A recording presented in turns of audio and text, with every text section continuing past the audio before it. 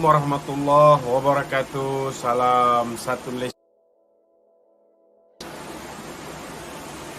Kita ke udara pada malam ini daripada di Impiana Chalet di Lenggong, tuan-tuan, di Lenggong, di negeri Perak, Darul Rizwan.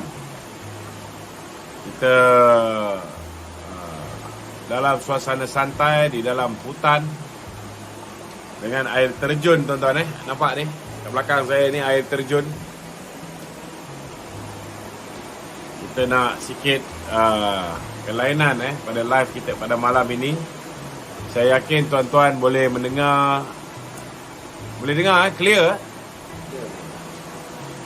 Malam ni tuan-tuan, kita akan mulakan dengan mukadimah kita, iaitu tajuk di mana hari ini kita satu kenyataan telah dikeluarkan oleh Timbalan Presiden PAS yang mengatakan bahawa UMNO tidak mendapat keredaan Allah. Saya pun heran juga daripada mana macam mana pula beliau boleh tahu pula UMNO ni tidak mendapat keredaan Allah SWT. Saudara, kalau nak dikaji daripada bukti-bukti, walaupun kita lihat PAS dalam pilihan raya umum ke-15 mendapat suntikan dana yang luar biasa daripada Tan Sri Muhyiddin Yassin. Mereka mempunyai kemampuan yang tidak pernah terfikir di akal, mampu untuk membeli pengundi-pengundi dengan begitu dahsyat sekali. Mereka berjaya memenangi 74 kursi bersama dengan Bersatu. Satu jumlah yang kita pun tak pernah jangka. Namun tuan-tuan, kalau misalnya perjuangan PAS ini diredai Allah SWT, tuan-tuan, saya yakin Allah Ta'ala tidak akan menggerakkan hati Muhyiddin Yassin untuk bersifat angkuh, menolak titah ke bawah dulu tuanku untuk supaya Perikatan Nasional bekerjasama dengan Pakatan Harapan. Dan sekaligus ianya bukan hanya boleh mengangkat Muhyiddin sebagai timbalan Perdana Menteri, ianya bukan hanya boleh mengangkat Tuan Ibrahim Tuan Man sendiri kembali menjadi Menteri Alam Sekitar.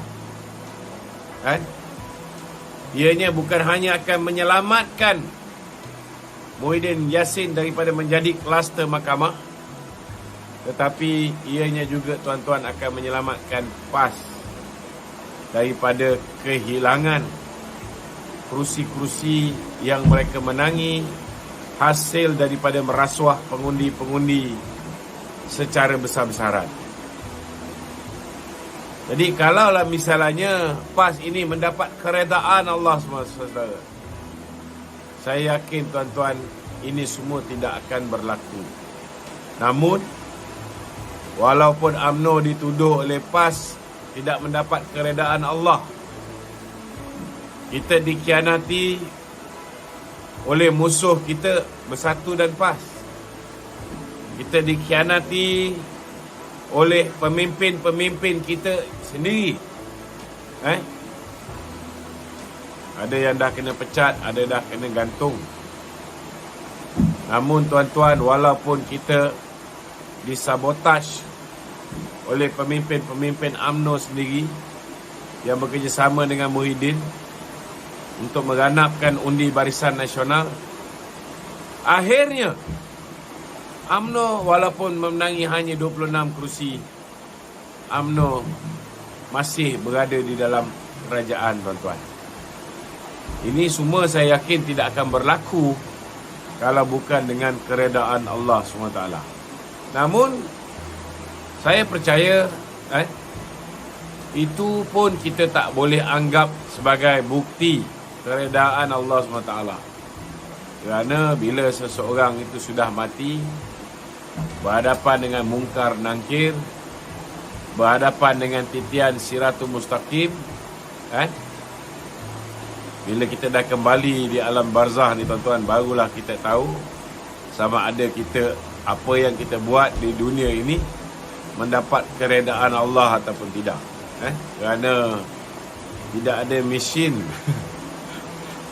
yang boleh detect sama ada apa yang kita lakukan itu tuan-tuan mendapat keredaan Allah ataupun tidak. Jadi saya harap kepada Tuan Ibrahim Tuan Man, berhentilah jadi penunggang agama. Berhentilah pemimpin PAS ni, saya minta tolong berhentilah daripada menjadi manusia yang cuba nak menjadi Tuhan, cuba nak menjadi malaikat, nak menentukan siapa masuk syurga, siapa masuk neraka. Cukup-cukuplah politik macam ni. Kita ni kadang-kadang tuan-tuan, pelacur pun akhirnya ke syurga hanya kerana memberikan anjing minum. Ulama' ni lipatlah berapa kali lebay pun macam Arab maklum. Belum tentu tak ke neraka tuan-tuan. Itu je saya nak ingat. Jadi amalan kita ni tuan-tuan, akhirnya yang akan menentukan sama ada ianya diterima ataupun tidak, dialah Allah SWT. Dan apa yang kita lakukan selagi ianya berpaksi kepada Al-Quran, hadis, kias, istimewa ulama', saya yakin ianya juga akan mendapat keredaan Allah. Namun yang pasti tuan-tuan, bila kita dah kembali kepadanya, barulah kita tahu sama ada amalan kita tu diterima ataupun tidak. Berat mana timbangan antara dosa dan pahala itu, akhirnya bila berada di titian Siratul Mustaqim, barulah kita tahu sama ada ianya boleh membawa kita ke syurga atau ke neraka.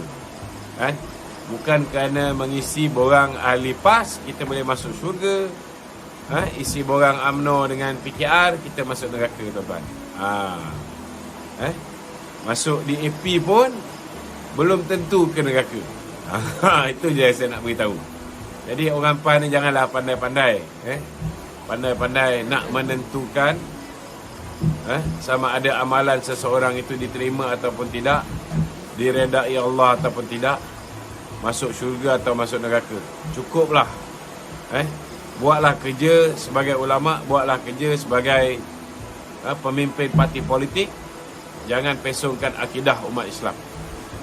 Malam ni kalau ada sebarang soalan, tak kiralah atas tajuk apa sekalipun, InsyaAllah kita akan cuba bantu untuk menjawab. Tuan-tuan boleh salurkan maklumat ataupun soalan tuan-tuan di talian 011 35954 011 3595444. Okey, silakan. Boleh pergi. Alright. Ya, soalan. Soalan yang pertama.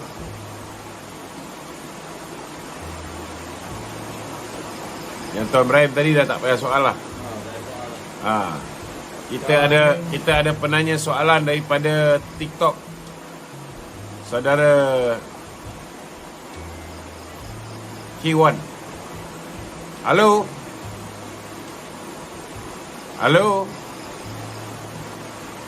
Siapa nak soal boleh Boleh juga soal direct melalui TikTok TikTok. Halo. Waalaikumsalam. Kizwan, ya. Straight to the point. Okay, straight to the point. Regarding kenyataan daripada kita punya KDN berkenaan dengan perhimpunan perarakan kostum Islam pada pandangan Datuk, salah ke Datuk? Okey.